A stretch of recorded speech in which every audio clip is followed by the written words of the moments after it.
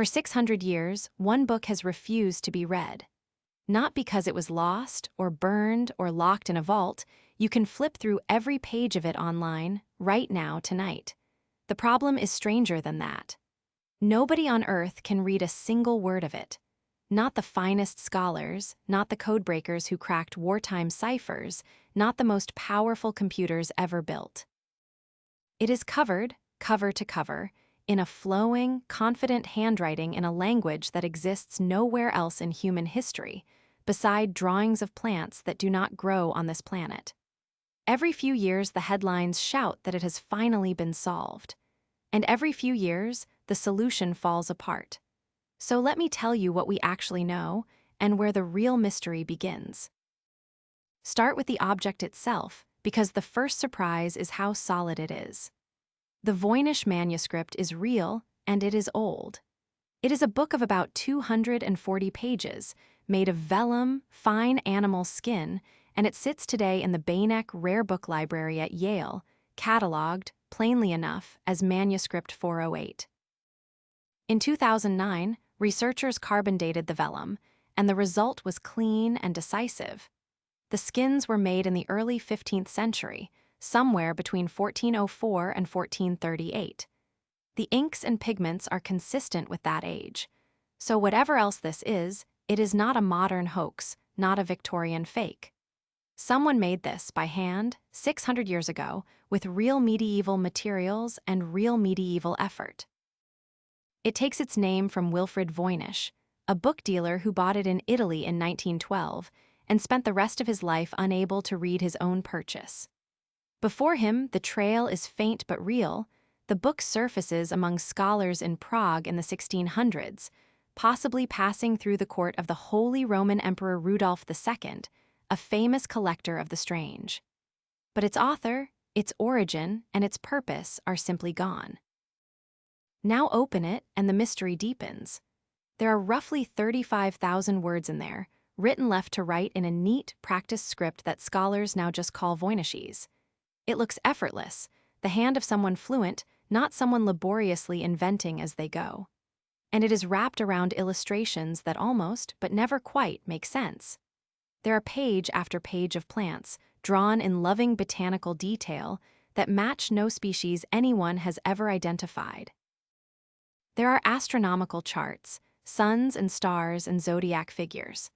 There are strange biological scenes, dozens of tiny women bathing in green pools connected by what look like pipes or tubes. There are jars and roots that look like a pharmacist's reference. It has the unmistakable shape of a medieval encyclopedia of nature, herbs, stars, medicine, the body, except written in a tongue no one can name and illustrated with a world that does not exist. Scholars have actually divided the book into sections by its pictures, and each one only deepens the riddle. The largest is the herbal section, a strange plant on nearly every page, roots and leaves recombined as if someone were inventing botany from scratch. There is an astronomical section, circular charts ringed with stars and zodiac signs. There's the part they politely call balneological, the bathing pages, an anatomy of interlocking green pools, tubes, and tiny naked figures that matches no medicine anyone has ever practiced. There is a pharmaceutical section, neat rows of labeled jars and clipped roots. And there are pages that are almost nothing but dense text, marked here and there with little stars like a recipe book or a list of secrets. Whoever made this was not idly doodling. They were organizing. They had a system. They simply never told us what it was. And here is the detail that turns it from a curiosity into a genuine puzzle.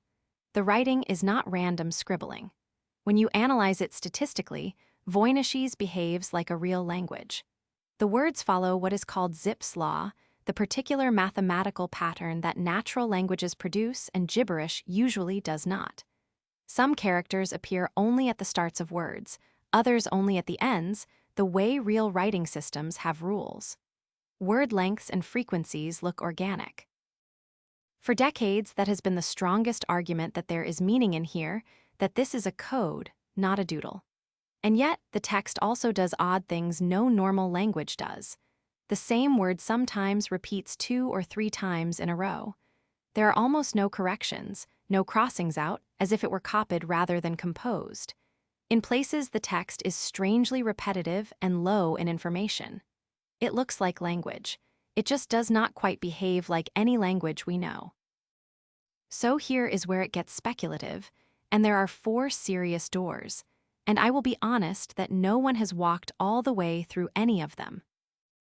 Door 1, it is a real language in an unknown script or a cipher, and we simply have not cracked the code.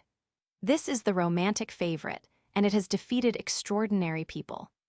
William Friedman, the legendary American cryptanalyst who helped break Japanese codes in the Second World War, studied the Voynich for years and got nowhere. Door 2, it is a known language, Latin perhaps, or a regional dialect, enciphered by some method that has since been lost.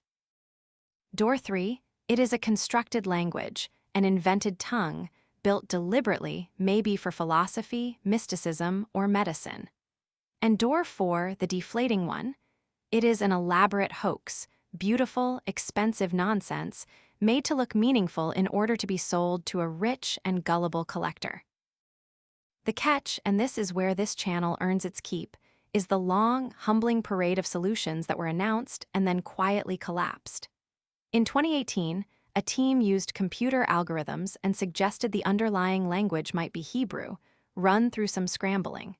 It was not accepted. In 2019, a researcher declared the whole thing was a language he called proto-Romance and claimed to have understood it in just 2 weeks. Newspapers ran it as solved. Then scholars actually checked the work and found it circular and unfounded. You could make his method say almost anything, and the claim fell apart under scrutiny. And this is the pattern over and over. The reason it keeps happening is built into the manuscript. There is no second document anywhere in the same script, no Rosetta Stone, nothing to check a proposed reading against. There is no confirmed language underneath. So a so-called solution that only its inventor can apply is not a decoding at all. It is a Rorschach test, the reader seeing meaning in the ink. That is why the honest scholarly position is not "we are close." It is far more radical. We do not even agree on whether this is a language, a cipher, or a hoax.